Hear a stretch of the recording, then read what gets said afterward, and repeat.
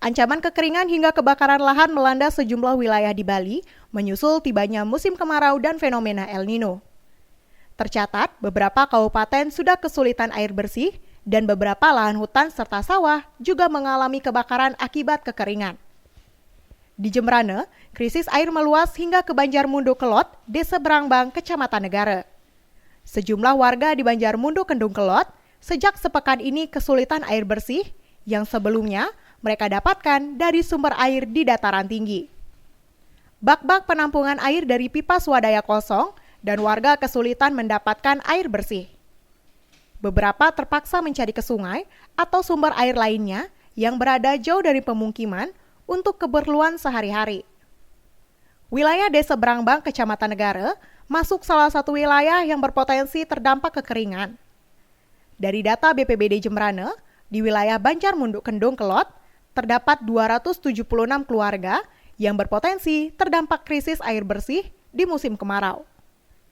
Selain itu di Berangbang juga ada 2 banjar lain, yakni di Banjar Tangin Meyeh 230 kakak dan Berangbang 346 kakak. Di Karangasem juga tak jauh beda. Badan Penanggulangan Bencana Daerah BPBD Karangasem mendistribusikan air bersih kepada warga di Kecamatan Kubu, Kabupaten Karangasem.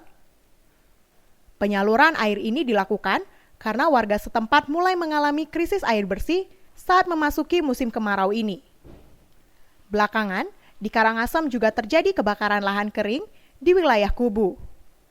Kalak BPBD Karangasem, Ida Bagus Ketut Arimbawo mengungkapkan, kebakaran terjadi karena Karangasem memasuki musim panas.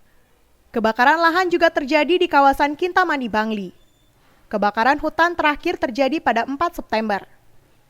Lokasi hutan yang terbakar berada di kawasan hutan produksi terbatas, HPT, di wilayah Banjar Srongge, Desa Songan. Kebakaran terjadi sekitar pukul 18.50 WITA. Api awalnya dilihat menyala di semak-semak kawasan HPT. Kemudian, api merambat membakar pepohonan yang berada di kawasan tersebut. Musim kemarau dan fenomena El Nino juga menimbulkan kekhawatiran krisis pangan. Di Buleleng, El Nino diakui akan berdampak pada gagal panen hasil petani. Mengutip data Dinas Pertanian Buleleng, setiap musim kemarau, gagal panen dan kekeringan tidak bisa dibendung.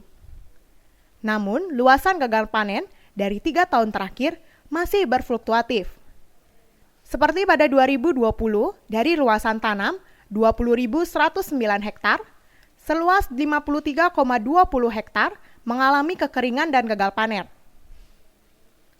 Lalu pada 2021, dampak kekeringan lahan sawah melonjak seluas 113,49 hektar dari luasan tanam mencapai 19.220 hektar. Namun kondisi itu menurun drastis di tahun 2020.